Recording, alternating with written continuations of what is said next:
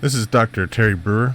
He's the founder of Brewer Science. He developed chemical technologies to help in the manufacturing of microelectronic devices. He is an entrepreneur's entrepreneur.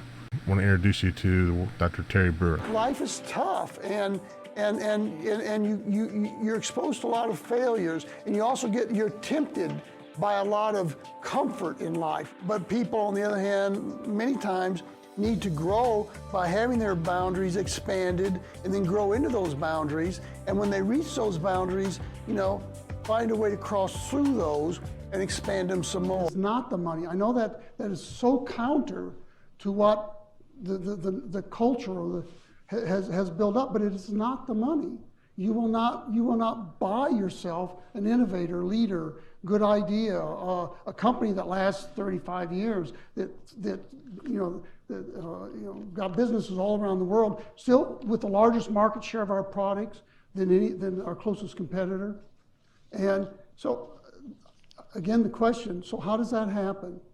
If you can answer that question, then you can answer, how do you get entrepreneurship and innovation to go forward? The world is full of challenge and change, and things are going to be different every day. Every day we do lose something, but every day we live in this world, we gain also. It takes a lot of time to experience this over and over and over again to finally start to get the aha moment that fear is, it's a ghost. It's an aberration. It doesn't exist by itself. It only exists because of a concern about loss of something that does exist.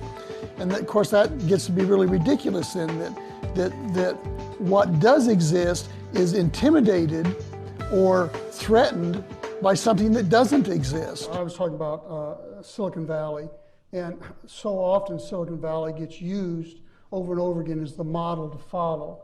And so you've got this place, and you've heard we've got Silicon Prairie, we've got Silicon Woods, we've got Silicon Mountain, we've got Silicon everything, because people really believe that this model is a real model. Silicon Valley was a one-off.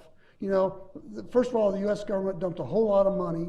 The Defense Department dumped a whole lot of money into the universities out there, and that's what incubators started all these companies up. And it wouldn't have started without it. So it's a one-off. And it was focused on a single thing, in this case, electronics or semiconductors, because the Department of Defense had a need there.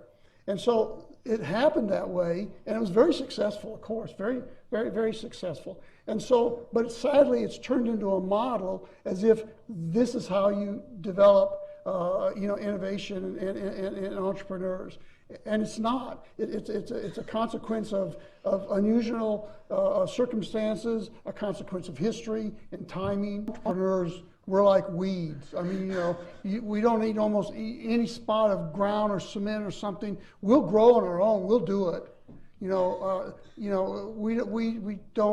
We love to have all the help and handouts we can get. Of course, everybody does. But if it's really an entrepreneur, it doesn't matter, right? We're just going to grow, whether you want us to or not, whether you give us a nice soil, a nice developed site or not. When we built our first building in Rolla, they put the building next to the sewage lagoon because that was the value that they placed on us as a small business, right? But don't they wish they had that land now with our buildings and our parks and everything else that's in that space. So it doesn't matter where you put us. Put us on a sewage lagoon. We don't care. It doesn't matter. It's subject of creativity, imagination, innovation, and that bridges across all the disciplines. It's not about technology and science. It's not about imagination and art. It's about the creativity that runs fluid across all those areas. And so for us to get this award is really special. Like I said, we received a lot of awards in technology, but to get an award in art, I hope that it sends a message that we really can and do blend the two together. There are no silos, there are no divisions.